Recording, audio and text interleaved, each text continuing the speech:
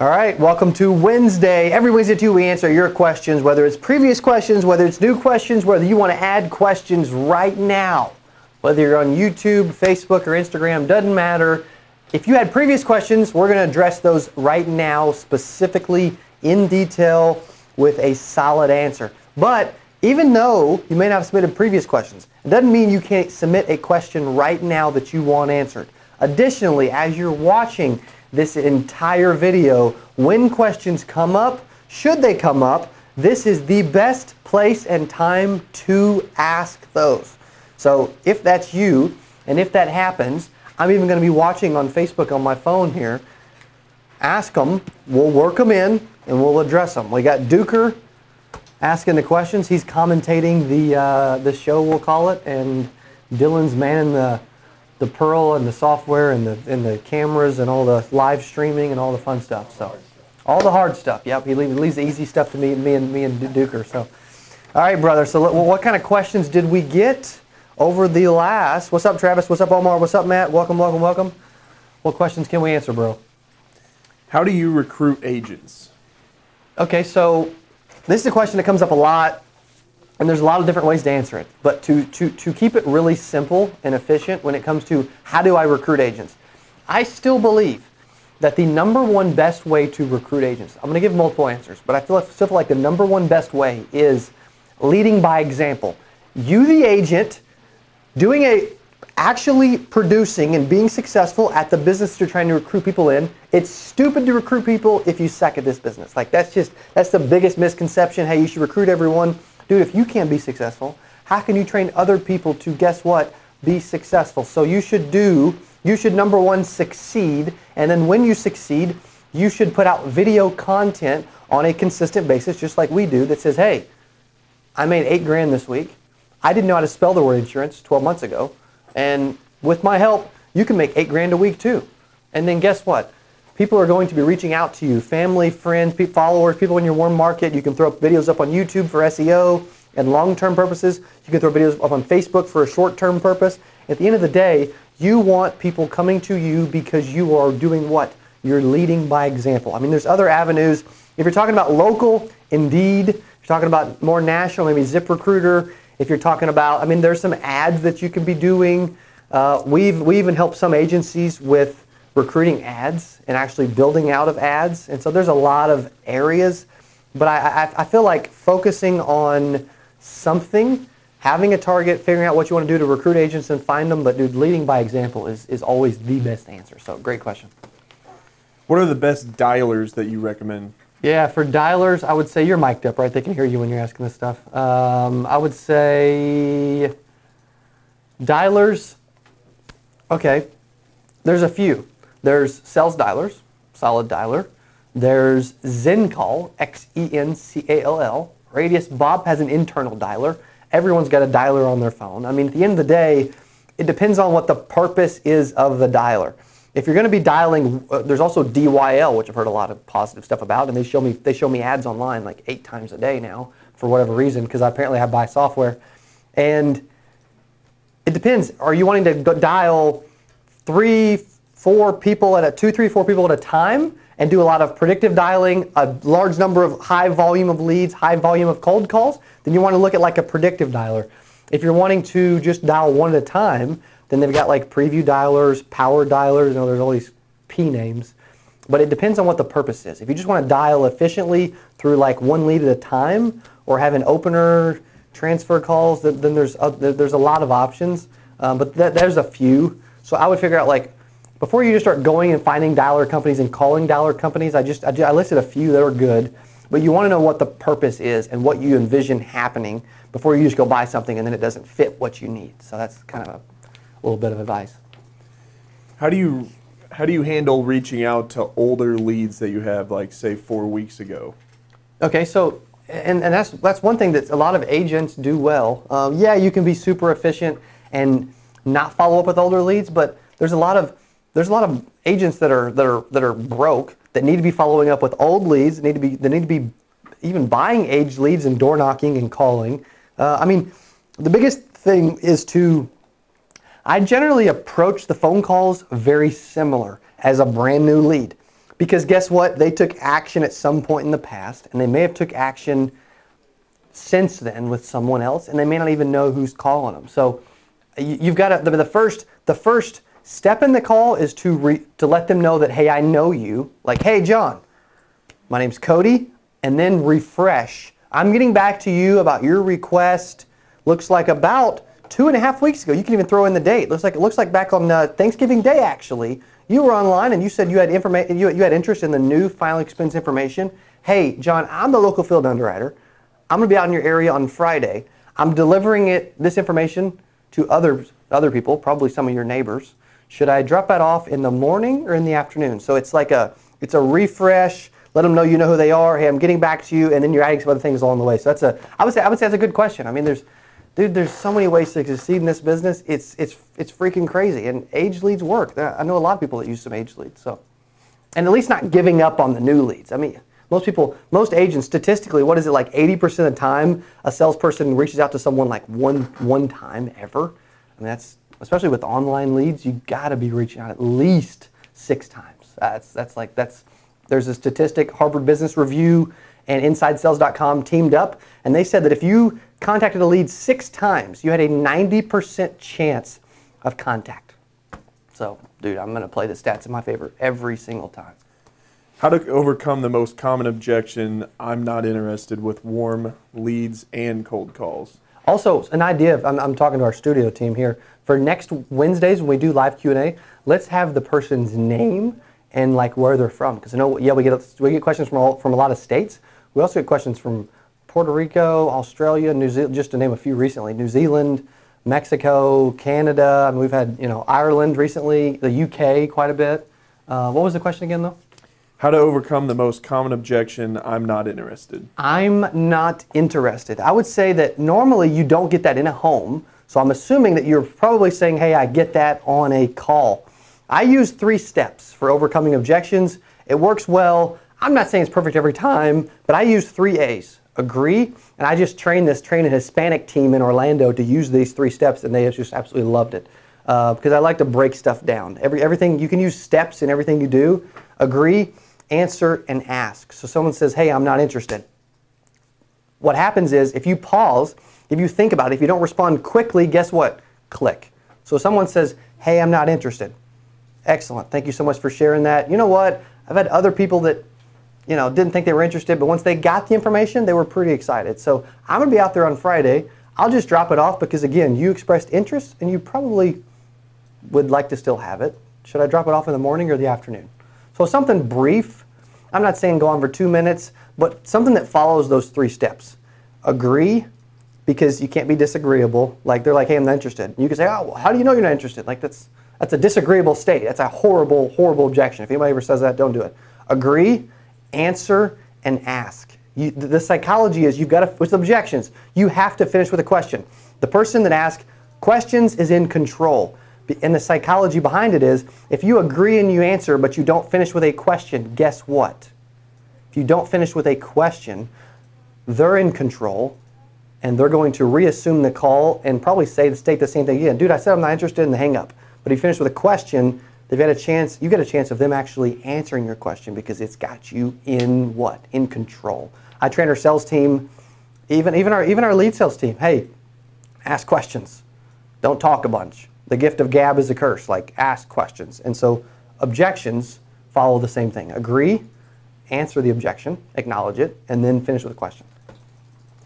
How to follow up with a lead after a successful first meeting, but you didn't write an app.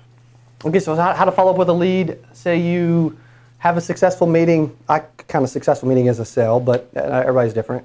Okay, successful meeting. I don't make the sale. How do I follow up? Well, there's a few different ways. You could put and I don't love to follow up because when I was in the field, I legit used a no callback policy where I did not make callbacks. I did not follow up.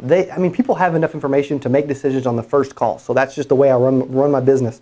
But in the event that you're not aggressive enough to do that, and you're like, hey, you know what? I really just want to come back. Okay, well, you've got to set a time to come back that's hopefully within the next 48 hours, okay? You also need to be making sure that you're top of mind. There's a reason why you're coming back. There's a time, there's an expectation, and we do that with our team. Everybody has tasks, what's their priorities, and then what's the deadline. So it's the same thing with prospects. If you have to follow up, I don't love it, but if you do and you want to come back and you think they actually want to think about it even though they normally don't, then guess what? Have a plan of attack, some expectations for what they're going to think about or what's going to happen in the next meeting, and then a deadline of when that's going to happen. Good question, though. Is it better to schedule many appointments or schedule fewer, more solid in quality? Okay, so the question was, should I set more appointments or less appointments with higher quality? Yeah. Okay, and some would laugh at that question and say that's a horrible question. Actually, I do see that when I used to be out in the field and I would try to run 10 appointments in a day or 12 appointments in a day or whatever, like large numbers, I would generally only grab the low-hanging fruit, and my closing rate would be less because I was increasing my quantity of appointments, and so I wasn't spending as much time as I would have liked to with each prospect. Now, I coached an agent the other day that a big problem was a lot of their appointments was like 3 hours. Well, that's way too long. I can get everything out in 30, 40, 50, 60 minutes. But I think one of the biggest things for appointments is 92% of agents fail. Most don't run enough. So, I mean, everybody can run 8, 10, 12, 15 appointments a week, even 20. If someone gets to where, you know what, hey, I'm only going to work 4 days a week and I want to run 48 appointments, the appointments are going to be lower quality. You've got to, the way I look at it to answer that question is I track the numbers and I can see, okay, this week I ran 30 appointments, but I only closed 10 deals. So I'm at a 33% closing rate. But when I run 20, I still close 10 because of the quality. So you got to look at those numbers. But I would say there does come to a point. I'm always a numbers volume guy, but there does come to a point where it's a ton and it can affect quality. So it varies by the individual. I mean, as long as you're setting them out an hour and a half and you run 6 to 8 and you want to run 4, 5, 6 days a week, then you can still run a lot and you can still give people attention. So that question really varies by the individual big time. Derek, Matthew, Mark, Greg, Zach, Dylan, Andrew, Adam, Jeremy, Derek, thank you guys for joining, all the reasons. We did just have a couple that have jumped on Facebook, if you want me to go ahead and address those real quick. Jasmine says, what's up, Jasmine? Thanks for the question. Is it better to schedule mini appointments or schedule? Okay, so that was that one, right? Yeah. And then there was another one. Are you guys going to start doing appointment setting again soon? That's a really good question that I don't know. Jeremy's loving that one, I'm sure. Every agent's different. Some agents, the appointment setting was really good. We had too many agents calling ahead and letting people out or being late for appointments or no showing appointments and expecting credits. And so it was appointment setting, it's a tough business to run. I'm not saying that we couldn't run it and do it well, but it's tough. Which is better in setting appointments? Thanks, Rob. What's up, brother? Calling or door knocking, or is a mixture of both best? I personally like a mixture of both. But I will say that I know a lot of agents that door knock and have a ton of success. The Hispanic team in Orlando that I was just with, they only door knock and they do extremely, extremely well. There's a small team of like 15 and they'll write, 260 apps, right? They're efficient, but they all door knock. There's others. There was another agent that was a new agent that wrote $4,000 off of 20 of our leads only from door knocking. That was just recent. But there's also veteran agents that want to be more efficient. Like for instance, Todd up in Ohio that I work with really closely with. We do some coaching together.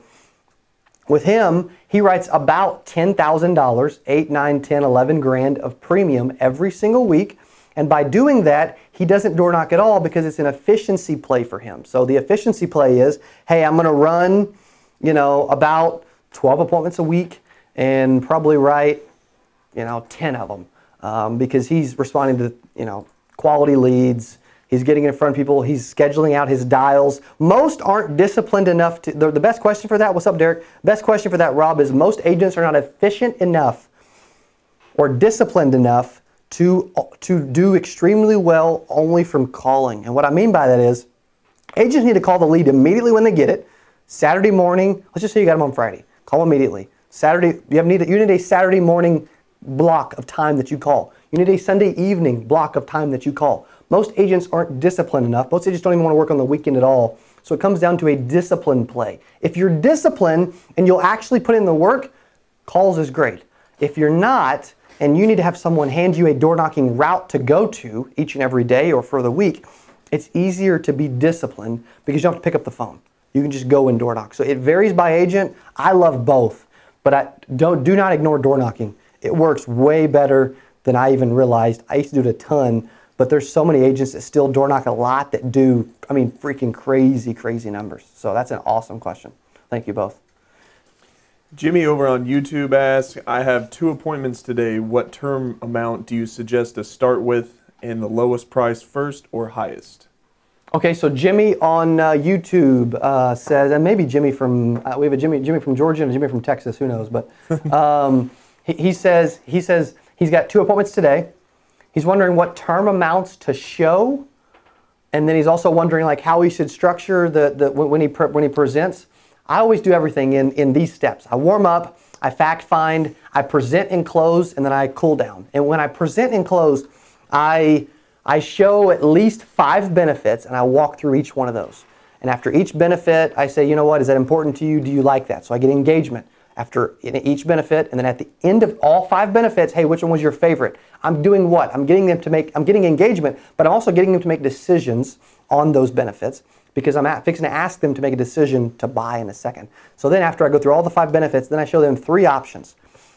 The way I believe it, I believe in doing that in descending order. So like 20,000, 16,000, 12,000. I don't believe in showing less than 10. I just don't. Very rarely ever. And I believe in doing it in descending order. So start with the biggest one, 25, 20, 15.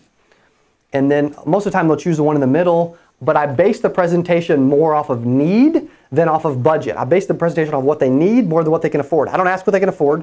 Price never comes up until I show options because price gets them thinking small, it gets them thinking budget, gets them thinking about their wallet and spending money.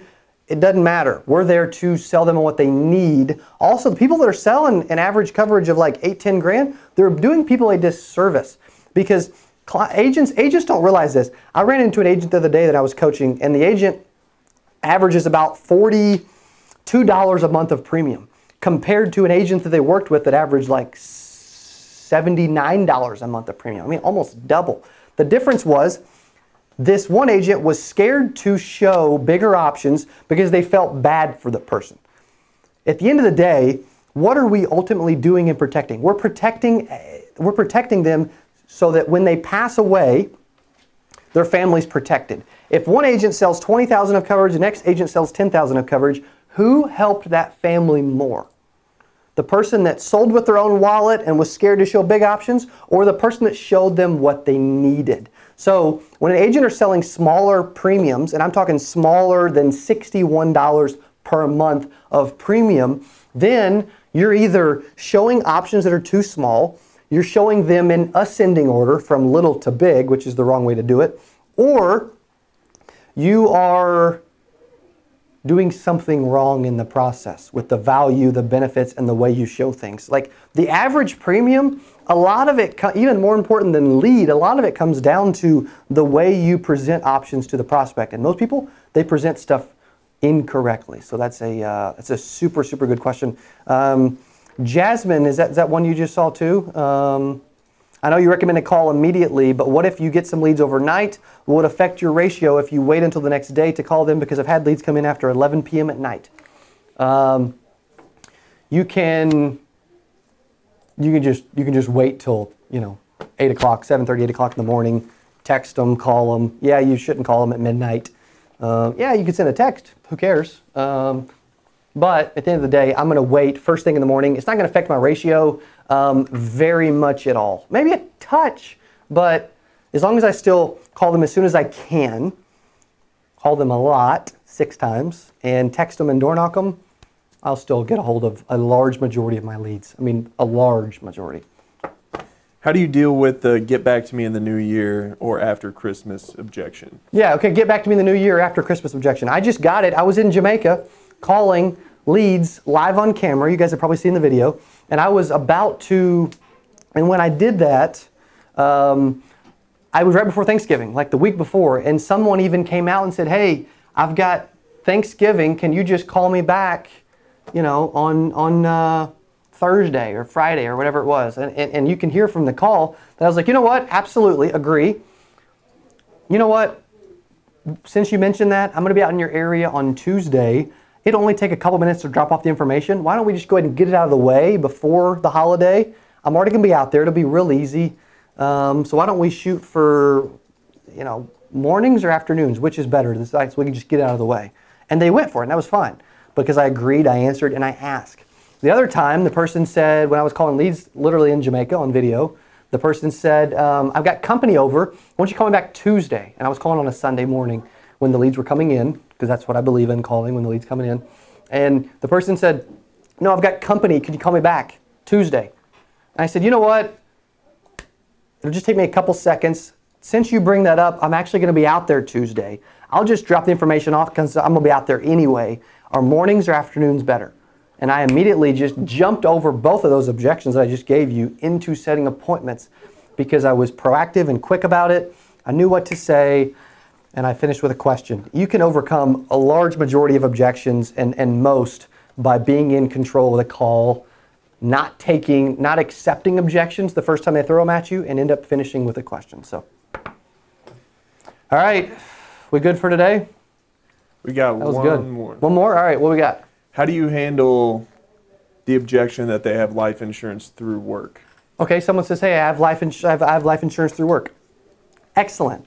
What that's doing is, and I know a lot of agents that use stories to overcome that early in the presentation about their family. But in this case, I want them to know that, hey, having insurance through work is great. That's a temporary option. You are awesome for doing that. But let's just say you get fired tomorrow, or you leave, or you get sick and they get rid of you, or you get sick and you don't get benefits anymore. You are up a creek without a paddle. The reason for having life insurance is what? So that no matter when you pass away, whether it's today or 40 years from now, your family has protection. If you only rely on work insurance, it's a temporary option, and it may be there, and it may not. So why don't we make sure that it's a sure thing? So let's look through something that's a more permanent, solid, trustworthy option. Good to go?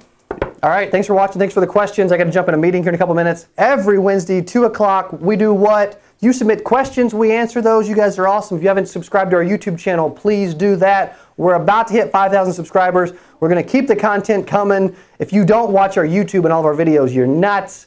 We put up videos, Dylan, every day.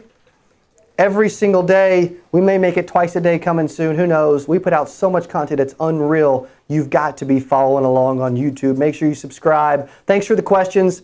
We'll see you at 8% Club on Friday. Make sure to submit questions now, Facebook, YouTube, Instagram, for next week so that we address your questions with your name and your state and your question on next Wednesday's show. Thanks for being on. Thanks for watching. Thanks for being on Facebook. Thanks for all the questions, Rob, Jasmine, and all the others. You guys are awesome. Have a great rest of your week.